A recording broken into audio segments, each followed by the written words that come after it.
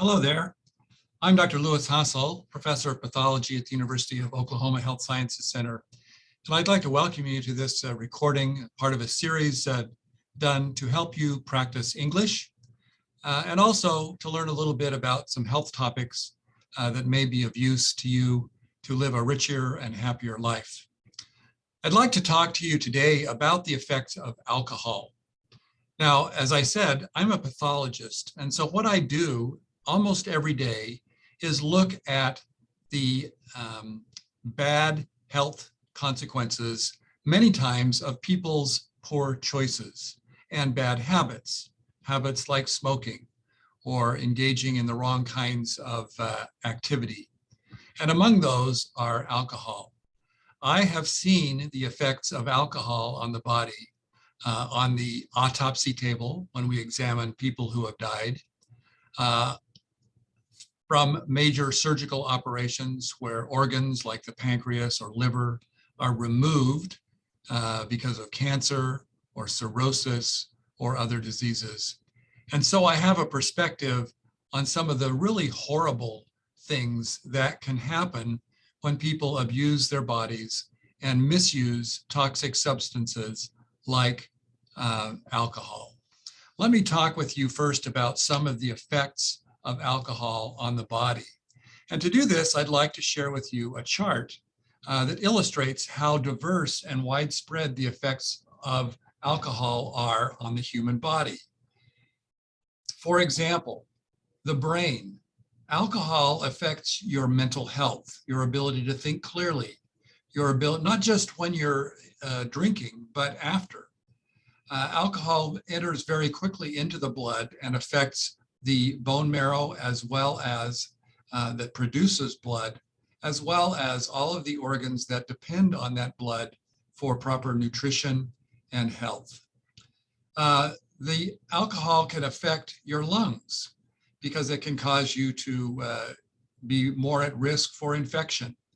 We have seen circumstances where people develop abscesses or cavities in their lung as a consequence of having used too much alcohol and aspirated or inhaled or breathed in bacteria and other debris that have damaged their lungs. Heart. Your heart can be affected significantly by alcohol, both directly in the form of damaged toxic heart damage, or indirectly through other effects on the heart due to stress or other challenges. Now, some people say that alcohol reduces the risk of vascular heart disease or heart attacks, but in fact, this is flawed data and does not really reflect the impact of total abstinence from alcohol, which has a very strong positive effect on your heart disease. The liver, of course, is a very prime area for damage due to alcohol because that's where absorbed energies or nutrients from your stomach and bowels will go first. And that's the first line of defense. It tries to detoxify your blood so that other areas of the body are not as affected. And in doing so, it is damaged. Chronic liver disease from alcohol is a very common problem. And unfortunately, it is not easily treatable by other means. You don't want to end up having to have a liver transplant because you drank too much alcohol. The pancreas also can be very significantly affected by alcohol use. Pancreatitis due to alcohol can kill or damage parts of the pancreas, making it possible or probable that you may develop diabetes or difficulty with digestion, or even wasting. Your stomach is affected by alcohol, even in very small amounts, and can have a toxic effect on the stomach lining so that you have difficulty with digestion. And acid reflux, gastropathy are common problems related to alcohol. Sexuality, sexual performance and potency fertility are likewise affected by alcohol use. And you can see even here are many, many other areas. So some of these effects are only after long-term exposure, but many of them are based on immediate exposure, almost instantaneous. And certainly we know that in alcoholics, people who are chemically, strongly emotionally addicted, that oftentimes even just one drink can cause that addiction. So I have a couple of words of advice. Stop drinking, but do start enjoying life. And what are some of the things that you will enjoy if you do that? Well, your memory will improve. You'll have greater mental clarity and make better decisions. Related to this, your sleep will be better. This is both cause and effect. Effect of not drinking alcohol and cause of some of the improved memory and mental clarity. You'll have better sexual function and more fulfilling relationships in that regard. Your weight will go down. You'll lower your risk of heart disease or cancer. You'll have less gastric reflux to keep you awake at night or to bother you during the day. Your liver will become healthier and your skin will become healthier. Perhaps most importantly, as you develop self-mastery to turn away or reject alcohol, you will have enhanced self-esteem, and other people will respect your decision and your ability to refrain.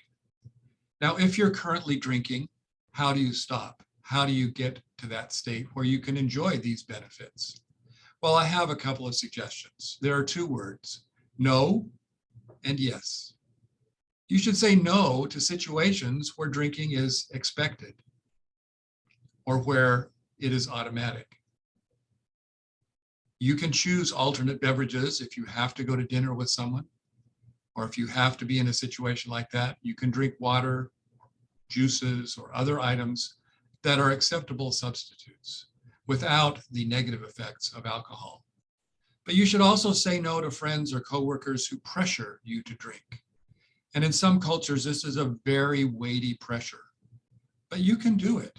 It does not make you less of a person or less sociable if you can enjoy being with your friends on healthier activities. And say no to the rationalization that you'll only drink a little. This is very difficult. It's a very difficult thing to navigate. On the other hand, you should say yes to wholesome activities with friends, sports, wholesome engagement, doing good things together, enjoying music, enjoying activities together that will build relationships. You should say yes to having a healthy diet, getting good food and regular exercise, things that will enhance your self-esteem and your determination and will keep you busy. You should say yes to alternative beverages, juices, water, soda. Although the sugar probably also has some negative effects, it's not quite as bad as the alcohol. You should say yes to being accountable to friends and family and to having a person who will support you through this process. This is one of the great keys to projects like Alcoholics Anonymous or other sobriety measures that help people to get sober and to stay sober. You should say yes to having lofty goals. And finally, and ultimately, you should say yes to having more money from having saved yourself and your family from the loss and waste of that money in pursuing alcohol. Well, I hope those suggestions are useful to you. I know from my own experience that my own relationships with my family, my relationships with God, with my fellow men, my coworkers, have all been enhanced by my decision not to drink and to say no to alcoholic beverages. There have been times when people wanted to pressure me, who said to me, well, if you won't drink with me, you won't be my friend. At those kind of moments, I've simply said, you know, I made a promise long ago to people that matter very much to me that I would not drink. Now, you wouldn't want me to go against that promise and be less of an honest or person of integrity, would you? I want to be your friend, but I don't want to lose my integrity. What do you say we drink something else?